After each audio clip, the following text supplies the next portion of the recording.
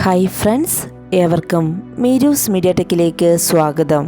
1ാം ക്ലാസ്സിലെ മലയാള പാഠപുസ്തകത്തിലെ 6ാമത്തെ പാഠമാണ് ഇന്ന് നിങ്ങളുമായി പങ്കുവയ്ക്കുന്നത്. ഇതിൽ ഒരുപാട് പ്രവർത്തനങ്ങളുണ്ട്. അവയൊക്കെ നന്നായിട്ട് ചെയ്തു നോക്കാൻ പ്രത്യേകം ശ്രദ്ധിക്കുക. പാഠത്തിൻ്റെ പേര് പിന്നെയും പിന്നെയും ചെറുതായി പാലപ്പം. നമുക്ക് ശ്രദ്ധാപൂർവം ഈ ഭാഗം ശ്രവിക്കാം. ഷൈനി ഷൈനി. ആരാ? ഞാനാ. എന്താ?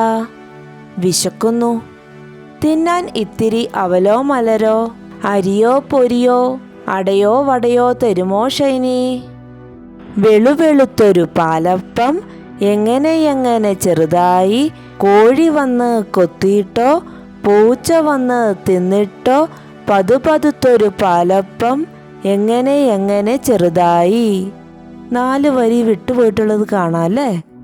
അതെങ്ങനെയായിരിക്കും ചെറുതായിട്ടുണ്ടാവുക? അത് നിങ്ങളൊന്ന് എഴുതി നോക്കിക്കേ. എഴുതി കാണും അല്ലേ? ഇനി അടുത്ത 2 വരി നോക്കിക്കേ.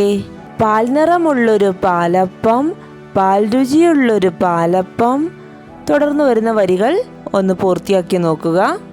അടുത്തത് രുചിമേളം. നോക്കിക്കേ. മധുരമുള്ളവ, പുളിയുള്ളവ, കയ്പുള്ളവ. അത് നമ്മളവിടെ എഴുതി ചേർക്കണം. എഴുതിക്കോളൂ. അടുത്തത് ചിത്രം നോക്കിയിട്ട് കാക്ക പ്രഥമൻ ഉണ്ടാക്കിയ കഥ പറയാനാണ് പറയുന്നത്. ഈ ചിത്രം നിരീക്ഷിച്ചിട്ട് ഒരു കഥ ഒന്ന് പറഞ്ഞു നോക്കുക. അതിനുശേഷം അവിടെ ഒന്ന് എഴുതി ചേർക്കുക. അടുത്ത ഭാഗത്തിൽ എന്താ പറയുന്നതെന്ന് നോക്കിക്കേ. പോഷകമാണീ പാവയ്ക്ക. വിട്ടുപോയടുത്ത് നമ്മൾ പൂരിപ്പിച്ചെഴുതണം. അച്ഛാ ഡാഷ് പാവയ്ക്ക. പിച്ചാ മോനെ ഡാഷ്. കയ്പാണച്ചാ പാവയ്ക്ക. പോഷകമാണേ ഡാഷ്. വയ്ക്കാം ഡാഷ് പാവയ്ക്ക. ഡാഷ് പാവയ്ക്ക. തിന്നാം ഡാഷ് പാവയ്ക്ക. ആ വിട്ടുപോയെടുത്ത് സ്വന്തമായിട്ട് പൂരിപ്പിക്കുക. അടുത്തത് ആഹാരവിശേഷങ്ങളെക്കുറിച്ചാണ് പറയുന്നത്. ആഹാരങ്ങൾ പലതുണ്ട്.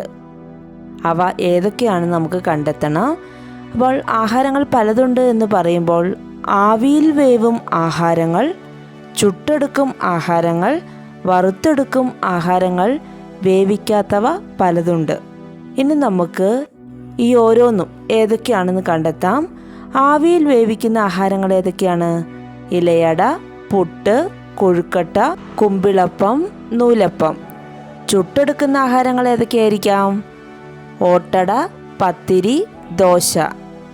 പിന്നെ വറുത്തെടുക്കുന്നത് ഉണ്ണിയപ്പം, അച്ചപ്പം, ബോണ്ട. വേവിക്കാതെ കഴിക്കാൻ പറ്റുന്നതോ മോര്, തൈര്, സർബത്ത്. ഇവ മാത്രമേ ഉള്ളോ? അല്ല, ഇനിയും ഒരുപാട് ആഹാരങ്ങളുണ്ട്. അപ്പോൾ കൂടുതൽ ആഹാരങ്ങൾ കണ്ടെത്തി ഓരോന്നിൻ്റെയും കൂടെ എഴുതി ചേർക്കുകയാണ് വേണ്ടത്. ആവിയിൽ വേവിക്കുന്ന ആഹാരത്തിൽ നമുക്കിനി കൂടുതലായിട്ട് എന്തെല്ലാം കൂട്ടിച്ചേർക്കാൻ പറ്റും?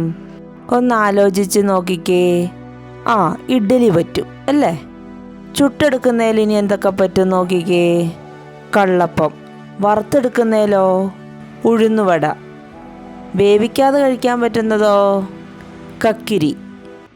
ഇത് മാത്രമല്ല, ഒരുപാടുണ്ട്. കൂടുതൽ നിങ്ങൾ കണ്ടെത്തി എഴുതാൻ വേണ്ടി പ്രത്യേകം ശ്രദ്ധിക്കുക.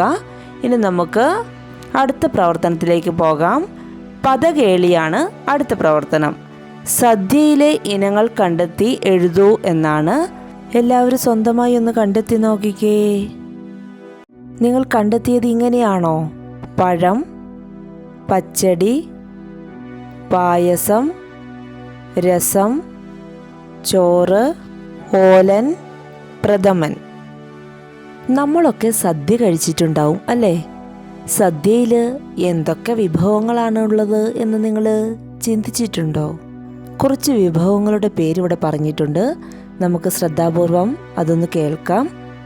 പഴം, പപ്പടം, ഉപ്പേരി, പച്ചടി, കിച്ചടി, അച്ചാർ, ഓലൻ, കാളൻ, സാമ്പാർ, പരിപ്പ്, രസം, മോര്, ചോറ്, നെയ്യ്, നാരങ്ങ, പ്രഥമൻ, ബോളി, സേമിയ. സദ്യയിൽ ഇനി ഉൾപ്പെടുത്താൻ പറ്റുന്നവയുടെ പേരും കൂടി നിങ്ങളൊന്ന് കൂട്ടിച്ചേർക്കുക. അടുത്ത പ്രവർത്തനം വായിക്കാം, നടിക്കാം എന്നാണ്.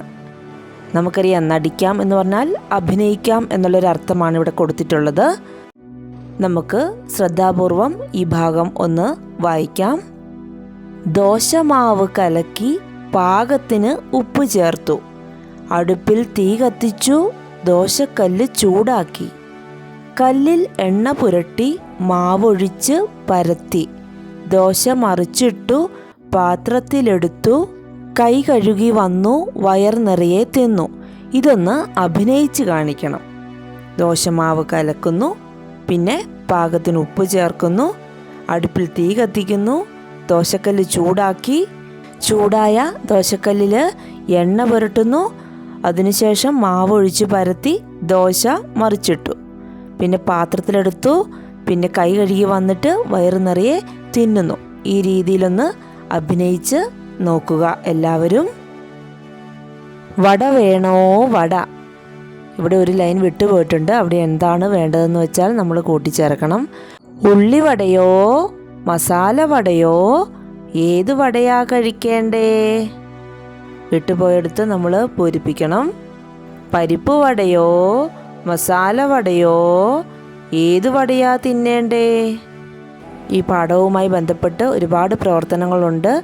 എല്ലാ പ്രവർത്തനങ്ങളും കൃത്യമായിട്ട് ചെയ്യുക. ഓരോ പ്രവർത്തനങ്ങളും പൂർണ്ണമായി ഞാൻ വിശദീകരിച്ച് ഉത്തരം നൽകിയിട്ടില്ല. അങ്ങനെ നൽകിയിട്ടുണ്ടെങ്കിൽ നമ്മുടെ കുട്ടികളുടെ ചിന്താശേഷി വർദ്ധിക്കുകയില്ല. അതുകൊണ്ടാണ്. അപ്പോൾ ഓരോ പ്രവർത്തനങ്ങളും കൃത്യമായി ചെയ്ത് പരിശീലിക്കുക. ഈ വീഡിയോ ഒരു ചെറിയൊരു വഴികാട്ടി മാത്രമാണ്. നിങ്ങൾക്ക് ഈ വീഡിയോ ഉപകാരപ്രദമായി എന്ന് പ്രതീക്ഷിക്കുന്നു. നിങ്ങൾ ആദ്യമായിട്ടാണ് ഈ ചാനൽ കാണുന്നതെങ്കിൽ സബ്സ്ക്രൈബ് ചെയ്യുക. നിങ്ങൾക്ക് ഈ വീഡിയോ ഇഷ്ടമായെങ്കിൽ ലൈക്ക് ചെയ്യുക, മറ്റുള്ളവരിലേക്ക് ഷെയർ ചെയ്യുക. നിങ്ങളുടെ വിലയേറിയ അഭിപ്രായങ്ങൾ കമൻറ്റ് ബോക്സിൽ രേഖപ്പെടുത്തുക. പുതിയ വീഡിയോകളുമായി നമുക്ക് വീണ്ടും കാണാം. വീഡിയോ ശ്രവിച്ച ഏവർക്കും നന്ദി.